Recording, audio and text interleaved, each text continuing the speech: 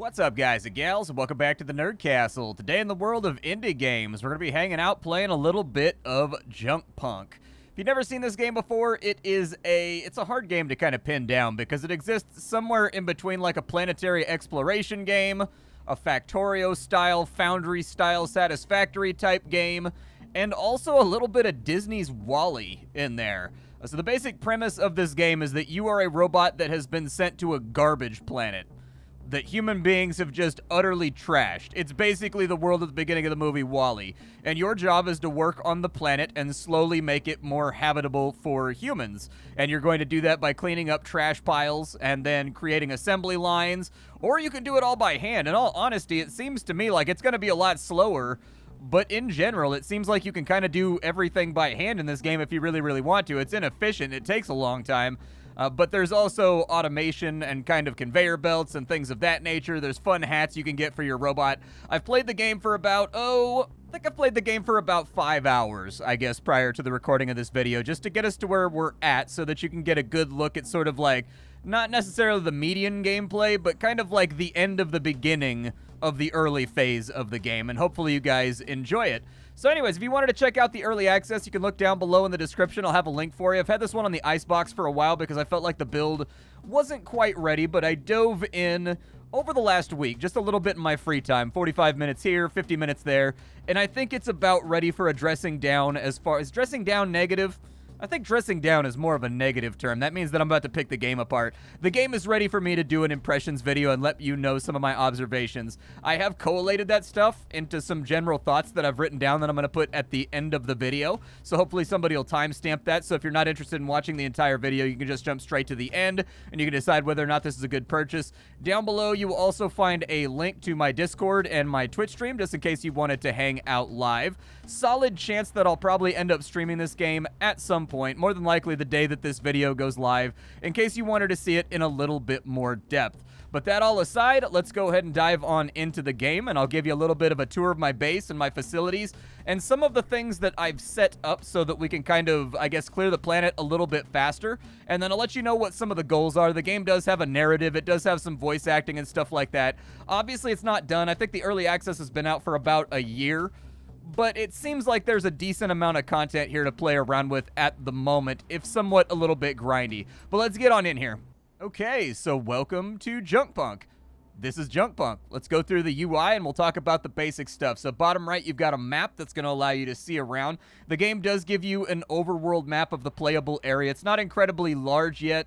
There are going to be a lot of points of interest. They tend to stand up very, very high in kind of like a Nintendo sort of fashion. If you've ever seen Breath of the Wild, this is one of those things that Breath of the Wild did very, very well, is that every high point on the map sort of draws your eye to something that makes you kind of wonder what it is. This game incorporates that idea fairly well. Where we're headed right now is actually an AI node on this side that's going to be guiding the planetary cleanup process by giving us objectives and things we need to work on in order to initiate the stages of like reforming an atmosphere and growing plants and generally getting the place livable again. Those are garbage piles right there. Garbage piles as far as the eye can see. These are all harvestable. If you press the F key, it gives you a little laser and you can shoot this stuff. This is rare metal junk right here. So actually, I kind of want this.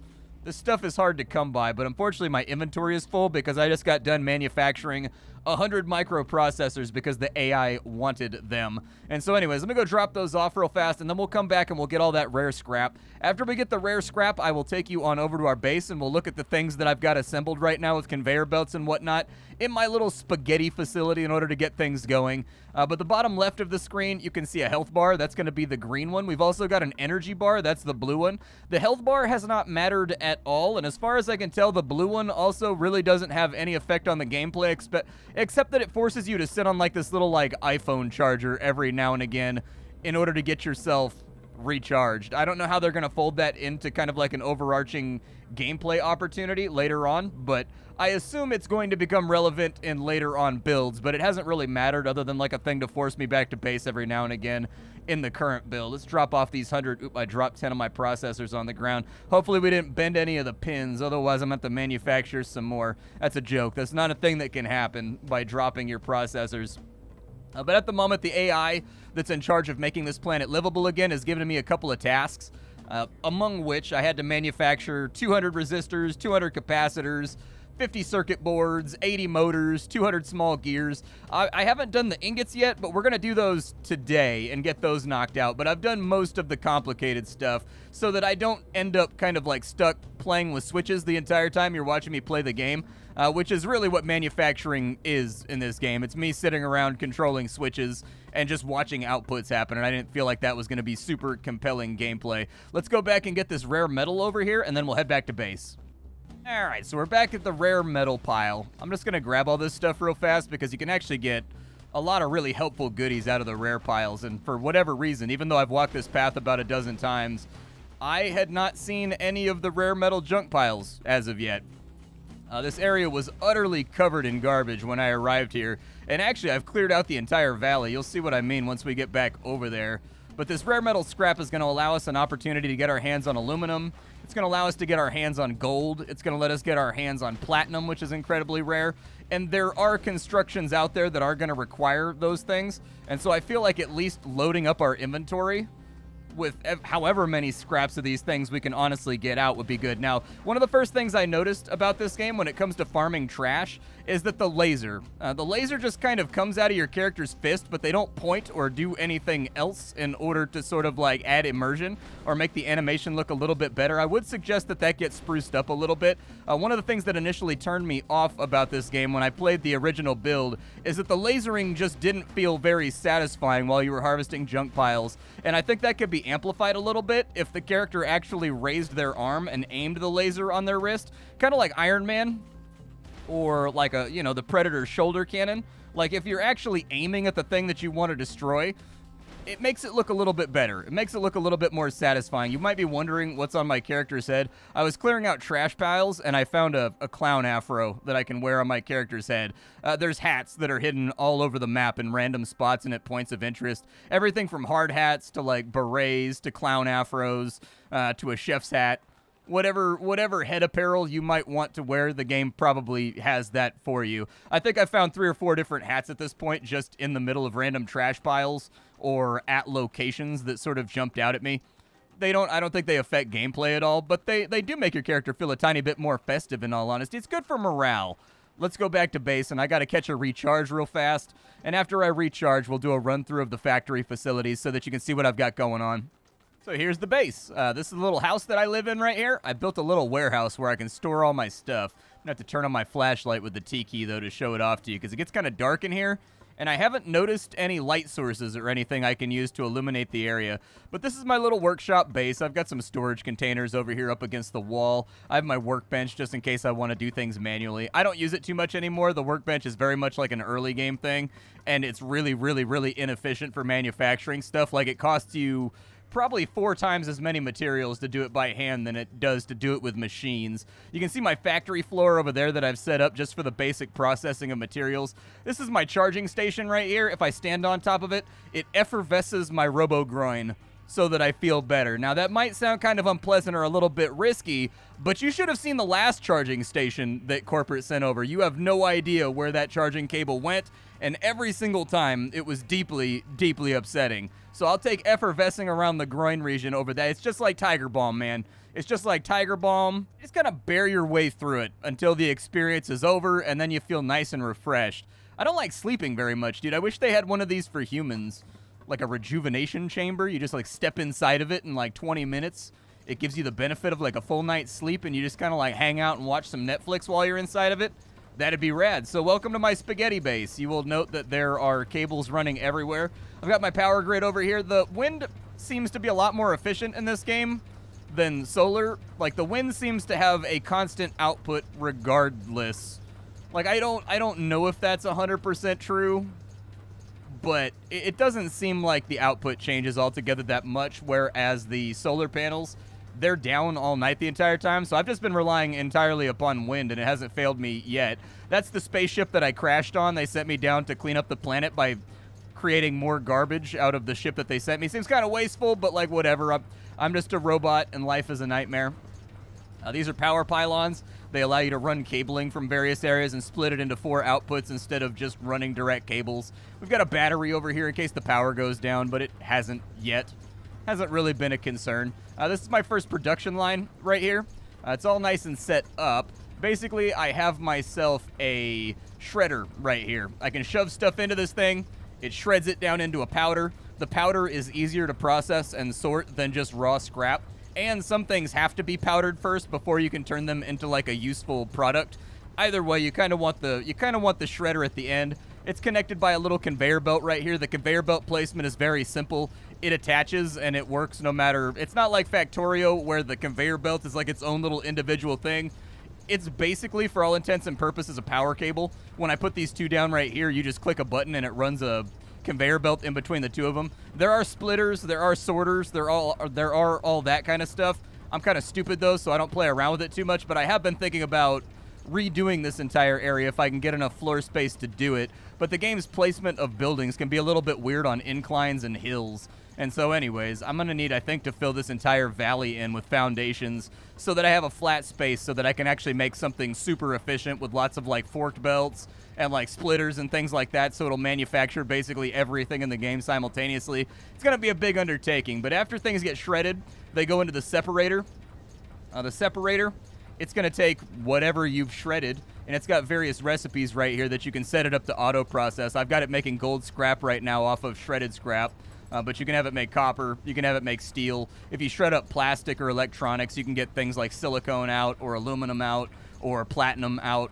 It's up to you what you want to work on. I've been kind of micromanaging it. After it gets done making scrap out of the powders, then they'll come into here. This is a smelter. It converts the scrap into ingots, and then the ingots come over to here to the fabricator, and as you can see, it fabricates finalized products, things like processors, resistors, pumps, circuit boards, things of that nature that you're going to need in order to appease the great machine spirit.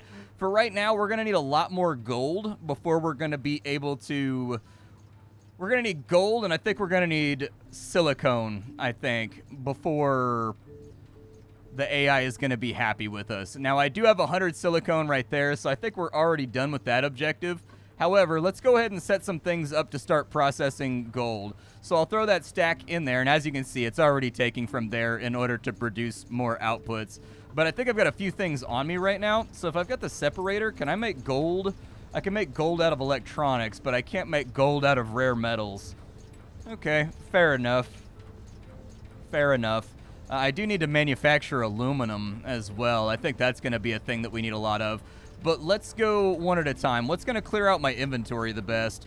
So we have rare metal scrap, and we have aluminum scrap. Okay, so we'll throw the rare metal scrap in here, and we're going to go ahead and start shredding the rare metal. And as you can see, it has now been shredded. We're going to take this back over to the separator. And inside the separator, we are going to tell it to make aluminum scrap, I think. So there we go. We are now making aluminum scrap. And then from the aluminum scrap that's coming on into this area, we're going to have it make aluminum ingots. And then we actually don't want to do anything with the aluminum ingots. We just want them to be ingots because I believe the great AI machine spirit is requesting those things. Now, while we wait for those to process, there is a fun little project that I thought you guys might like. Harvesting by hand is not the only thing you can do in this game. There are other various methods to do it. And in fact, I hope they flesh these out a little bit more. But we've got a giant death laser that will auto-harvest like everything in an area. And I've wanted to play around with it now for a while. And so I think that's exactly what we're going to do at this junction. And this is a really, really good spot for it. So let's go ahead and we'll go to our building menu. And let's go to machines. And an industrial laser. We need some steel scrap in order to make this work. Now, I don't have a whole lot of steel scrap on me, so we are going to have to find said steel scrap. Hopefully, I can get it to drop out of these piles right here. But if it doesn't, I'll cry myself to sleep and we'll try again. So I haven't gathered the things that we need in order to set up ye oldie death laser. We got to find a good spot for it now, too. And I don't know what the range is going to look like on this thing because I haven't actually made one yet. I was saving it for the video. But there's the industrial laser right there. And it's got itself a gimbal on the top, so it should rotate around, and it should also incline to shoot whatever it needs to shoot. It's also got an output, which I think will be kind of cool because then we can connect that with a conveyor belt. And so there we go. Death laser has been put down. And then we're going to need a power source for it. How much does it use? 2 power? That's easy. We can get around that. Let's go ahead and we'll put in a little wind generator right here. We need 2 large gears. Unfortunately, I don't have 2 large gears. Huh. I harvested a couple piles. Now we have large gears. So what we'll do is we'll come over to here. Autosave is very, very chunky in this game, by the way, if you saw that frame drop right there. Whenever the game autosaves, it briefly makes me think it's going to crash. We actually don't want this to be lined up with anything it's going to be shooting at. And so we'll put it, like, right here. And we're going to have to connect that with a cable, and I forgot to bring a cable with me. So I'm going to have to do a cable run real fast. But what we can also do is if I have 10 rubber, we can put down a large container, and it will gather all the stuff in a container. And luckily, we've got a bunch of piles of tires over here, so I'm just going to go hit these real fast until I have enough. There we go. So that'll do. And then with our large container... Oh, yeah, that is a large container. They weren't kidding. That's a big old beef chunk of a container. All right, well, there's our beef chunk container that we've now put in. Hopefully it doesn't block line of sight too much. With our connections, we need to go from there. I put my container in backwards. These things happen. I wasn't paying attention to my inputs and outputs. All right, we'll go with the container right. This is why I don't play games like this exactly right here. So we want it to be facing this way, I guess. I got to get the rotation right, though. Otherwise, it's going to annoy me. All right. It's close enough. It's not perfect, but it'll work. We'll take that up to there. There we go. That has now been connected. Does this thing need power? Or is this thing good? It looks like the storage container is good. So let me go get the power cable real fast. I think I have some power cables laying around in one of my containers, but I don't know which one. At least I thought I did. Maybe I moved them. All right. Well, there's farming and stuff in this game, too. No doubt you noticed the bucket, and you were like, why is there a bucket? Is the bucket important? The bucket is not, like, crazy important. But, you know, the bucket, you use it for farming, as you can see from all the seeds and stuff. I need copper and rubber scrap for that bad boy. Okay. Just quickly setting up our next round of random manufacturing, too, because I'd like to I'd like to shift over to, like, stage 2 on screen, because I want to see what happens. I've been working on this for, like, 6 hours. I want to see what happens when I plug all the resources into the big node over there, because it's honestly going to affect my impressions of the game and, like, what I'm going to say at the end of the video, because I have some observations about how the game flows right now. And what happens when I plug everything into there is going to matter to those observations. So anyways, we need to lay down a power cable. Power cable has been laid down, and the death ray is doing its thing. Okay, we want to put this on auto-rotate, and there we go.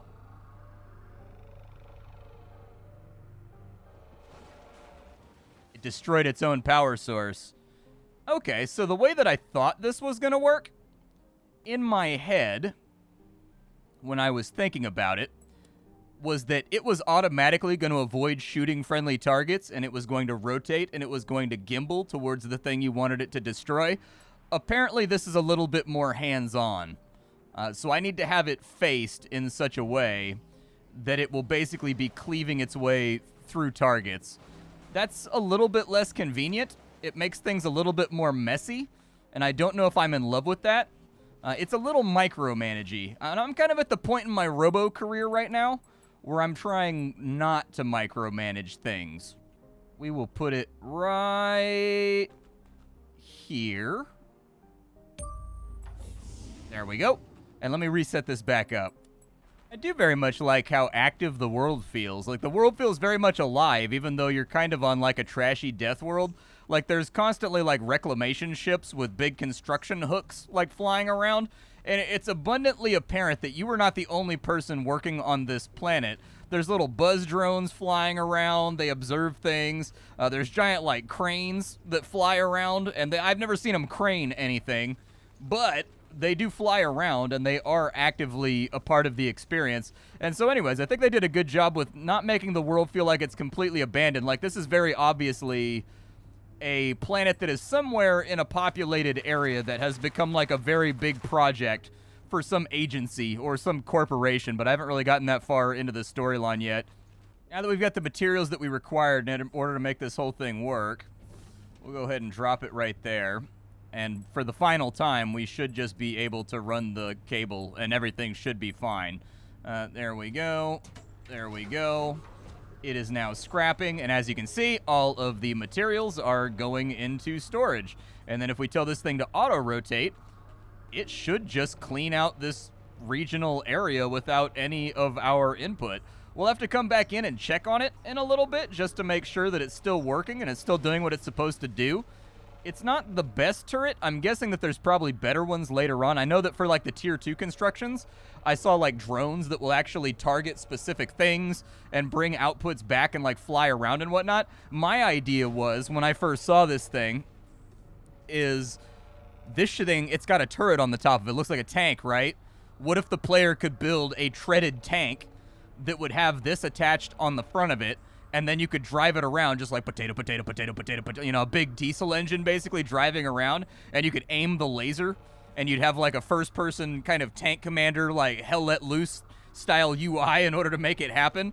And then on the tank, it would be large enough that you could install like, I don't know, maybe one of these on it, or like 2 of the medium ones on the sides, and then that would be loaded by a building called a depot, so you could go back and you park inside of the depot, and like big claw arms, they take the 2 containers and like shake them out over a depot container that also has belt outputs and everything else, and then put them back on the tank. Like, dude, I see a lot of fun ideas here that you could play around with in this game, and that's just like on cursory observation. Wow, this thing cleared out the valley quick, didn't it? This thing is like almost done already. I wish it had like an extra 40 degrees. Like I wish that it could shoot like 180 basically. Like it would do like a full semicircle effectively. Like this is fine. I mean, how many resources have we gotten out? Couple hundred scraps. It's not too bad actually, considering we could process these scraps, like these basic like rusty scraps, we can process them into pretty much anything except for aluminum and except for platinum. That's about it. And so, well, we can't make it into plastic or rubber either, but you get the point that I'm going for. Let's go check back in on our other outputs and see if we've got enough ingots to make this thing happen. Okay, well, we already have the silicone that it wants, so we can just throw that in there right now, but we need 100 aluminum ingots, and we need 40 gold ingots if we want to make this thing happen. And that will get us done with stage 1 of repairing the planet, which is effectively the AI asked me to provide it with enough manufactured goods to get itself started up in full capacity, and then that would prove that, like, they've sent a robot that is competent enough to start the terraforming and repair process on the planet. But let's go back and let's go get our gold. We'll take a head count of exactly what it is that we need in order to get this stuff rocking. Back at base, we've got all of our stuff ready to rock, so I just need to take an eyeball first and see what we have. So we have more than enough aluminum. We are solid on that tin can metal. What we're going to be looking for now is gold. So I need to set this whole thing up to produce gold. This is not turned on, right? Okay, good.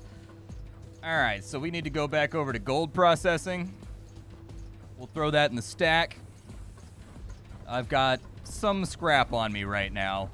Not a ton, but it should be good enough, I think. Let's go ahead and give a full stack right there. We're going to shred that scrap, and as you can see, it is now moving scrap on into the separator.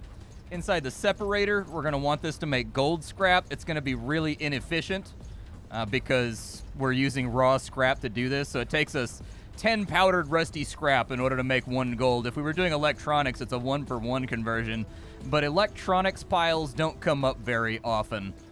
And this is already set up and good to go. And so now I think there's not really too much more to do except for wait. I do very much like that there's actually a model of the thing that you're manufacturing that travels on the belt whenever it gets produced. Like the plastic looks different from the copper, looks different from the gold when it moves across the belt. I think that's like a really, really good... I was trying to stall here. I'm trying to like... I don't know how I can make this... There it goes. God, dude. I was trying to make my dialogue take as long as possible so that you could see the gold bar go across the rainbow bridge. Unfortunately, it didn't work out like that. And so I ended up sounding like I was trying to make a really simple explanation take a really, really long time and give away my intent.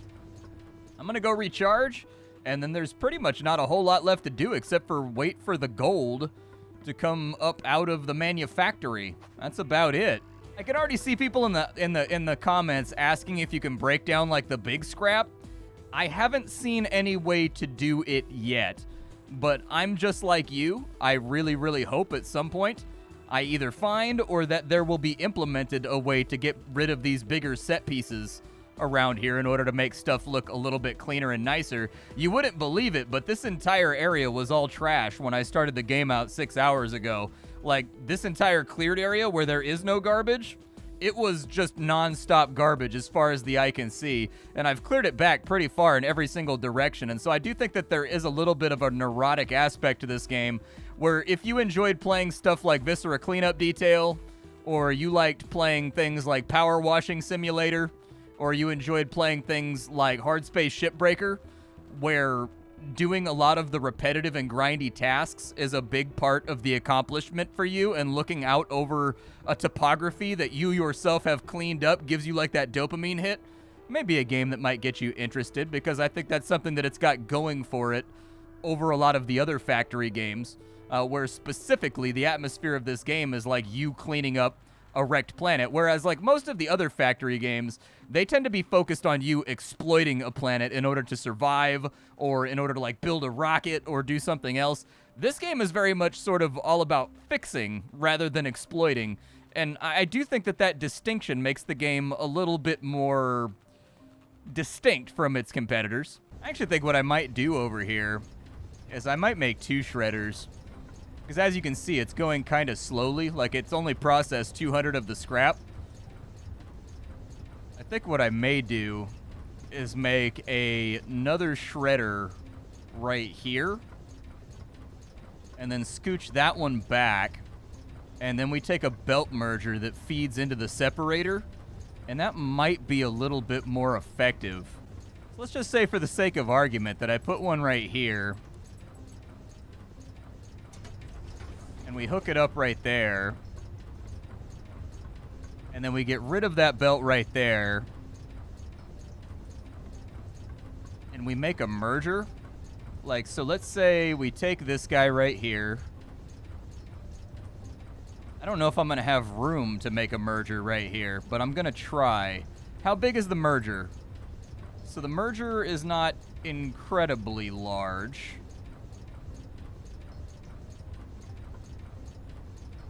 But I do think we'll have to move this guy.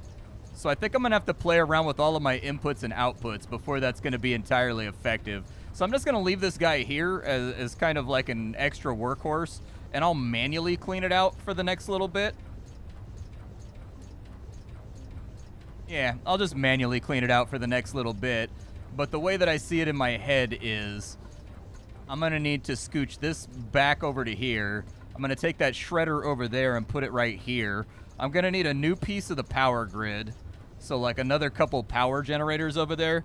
And then we hook these 2 bad boys up on this side. I do wish there was more plugs as well. There's only 1 power plug, and you can clip the power plug through so that it attaches from the other side. But I very much wish that it had a power plug basically on every side. To avoid that kind of ugliness. So like power there, power plug there, power plug there. I find that like most of the machines in this game only have a power plug on one side, and that actually limits my ability to use the usable ground that I have in the way that I want. And I don't know, I just feel like having more options would be radical. Alright, well I think we have enough to kick off phase 1, so let's go do it. Let's see what that looks like. I have no idea how far in this game plays. As far as I can tell, we do all the tasks that it wants over here for basic farming and basic manufacturing, and then it unlocks this tab right here with the NWR technology, which is like the really nice, really effective stuff, and it looks like it adds in basically a second tier of all of the exact same. It basically gives you a tier 2 version of all of the exact same stuff that you started out with. It may actually have more power plugs and stuff too on the second tier, but I haven't gotten there yet. I don't know if there's like a tier 3 or whatever, but I did notice that if you look in various areas of the map, I'm guessing they're going to expand the content out if you can't go to it already. But if you look around, like once we get up this hill, so there's an AI node right here, and it looks like there's another AI node off in that direction over there. So I'm guessing that once you get done with this one, it's going to shoot like a giant ray up into the sky that's going to change things around. But if you look, there's like a giant facility over there. There's a giant facility right next to our Afro to the top right over there. I haven't taken the opportunity to walk on out there and see if it adds more objectives or more things that I can do, but it's possible that stuff is in. I don't know, though. I haven't taken the time to walk on out there. What I will tell you is I've been playing the game for about 6 hours, and I haven't even gotten to farming yet. I'm pretty much purely manufacturing right now. And so I'm guessing the farming is probably going to take like another 6 hours or so to really get all of the various plants and things I need to make the AI happy. And there's a third floor that I haven't even looked at yet that's probably got more objectives for me to work on too right now. But I'll give you a tour of the AI core in just a minute so that you can see that. So basically we got to make this machine happy right here. It wants 40 gold and 100 aluminum. I brought that with me, champ. So there you go. There's your 40 gold. And here is your 100 aluminum.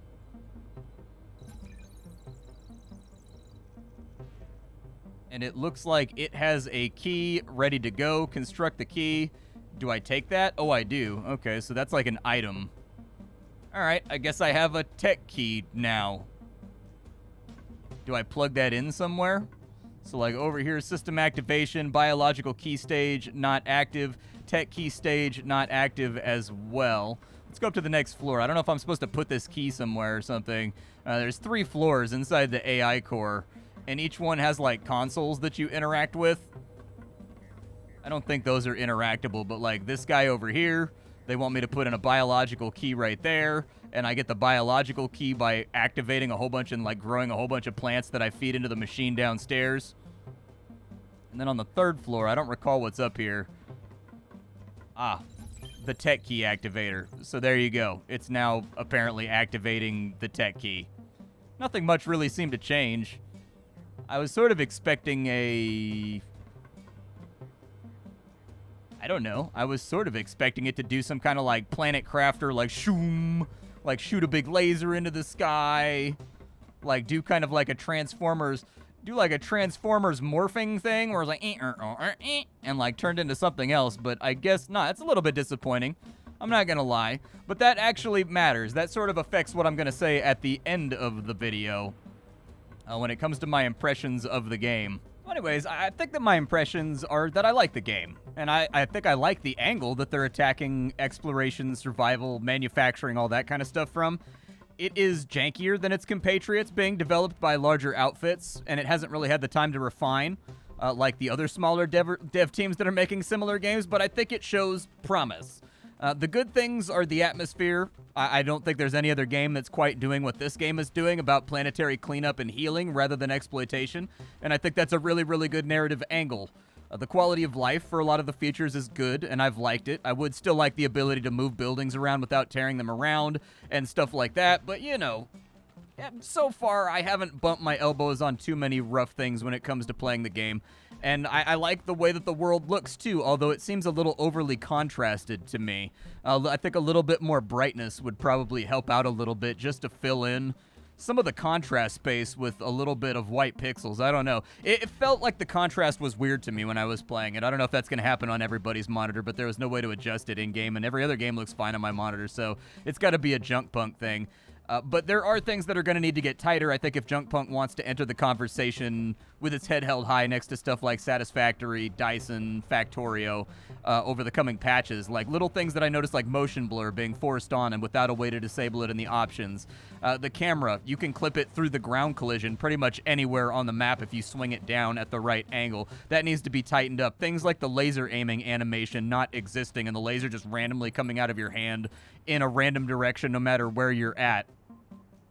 Stuff like that would help the game feel more satisfying. I did find that a lot of the tools used for harvesting in the game made me think that's pretty neat, but it'd be more awesome if. Like the tank idea that I brought up earlier. Like the vast majority of your time in this game is spent salvaging trash piles.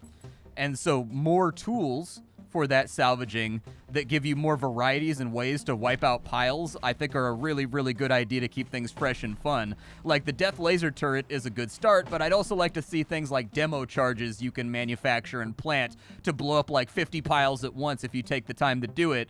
Dead Space style line cutters that just and and like separate in directions and cut piles in half in like a 90-degree arc in front of you.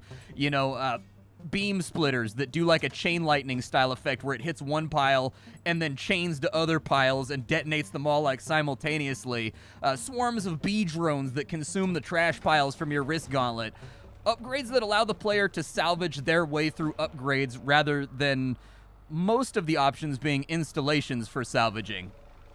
Each salvage method could be like a really expensive investment into a tree attached to your wrist gauntlet that makes the particular tool work how and why you want it to as you get further on into the game. Customize the salvaging experience. I did notice that the snapping on foundations was a little bit weird and could be tightened up. For the most part, building in this game was perfectly fine and everything snapped in the way that I wanted it to, but with foundations, it got a little wonky sometimes. In addition, allowing constructions to clip into the ground and extend up from the ground would be really, really nice, as most of my foundations are floating and have like an empty, structurally unviable void underneath them that like I'm not a huge fan of when it comes to immersion. The ladders can be a little bit weird too. Like there's one that attaches to foundations and there's one that doesn't. And I found that I had to use the one that doesn't a lot, and like I'd have to build stairwells like 4 and 5 times to get them lined up properly. Little things like that, I guess. The structure and flow of the game can be a little bit grindy, and I think that breaking up, so the game largely has big goals. And I think that the game only feels grindy because of those big goals. If they split those into smaller sub-goals that have like a noticeable physical effect on the world, that would be like a really good way to obfuscate the grind, because I think it's actually the way that the grind is presented to you rather than the way it's actually played that makes it stand out. So for example, like the AI asks you to bring in like 600 things on its first stage request. Why not break that into like 12 smaller things that it asks for with voice lines and whatnot to activate different parts of its system, where you bring back 50 things that you've manufactured one at a time rather than like all 600 at once, you know what I mean? And then when you do each of those little sub goals, the AI core tower will like morph, light up, parts of it will move around and come to life, and LEDs will be like bing bong bing bong bing, and you'll hear like, you know, all those nice analog sounds, and like machines will move around and come to life and start vibrating and whirring and hissing and steaming and stuff like that. And then the AI could even address it vocally, you know, being like, excellent, stabilization matrices are now online. I have a new task for you before we can continue. You know, stuff like that. It really, really, really hides the grind. It's the same grind, but you've given the player kind of a tangible visual and audio indicator that they're making progress on the world, rather than you just kind of dumping 600 random objects into a bin, pushing a button, and getting a little sprite key with no real physical proof or advancement outside of that key that you have in your inventory. It's little stuff like that that struck me while I played the game. I'd like to see more traversal methods. There is a car that they've put into the game, but I'd like to see more stuff like the tank idea that I brought up. Choppers. That would be really, really cool too. Moving around the map is how you spend a lot of your time in this game. And it'd be a lot more fun if there was like unlockable upgrades that trade your energy for things like super speed, you know, rocket boots that allow you to fly like Iron Man briefly until your energy runs out, double and triple jumps, and then that would open up the opportunity to upgrade the character's energy banks for resources and things of that nature, so that now you've got almost like a little bit of an RPG aspect in there, and those traversal methods would give you access to new areas that you couldn't previously get to on like some of the towers and things that would also have upgrades and blueprints and stuff inside of there. Just little things like that to spruce up the world and make it feel more fun to explore and run around. For right now, they just have like hats and paint jobs. Like, that's cool, but you know, I definitely think there's promise here. But anyways, these are just my thoughts. I still think the game is largely enjoyable, if somewhat farmy.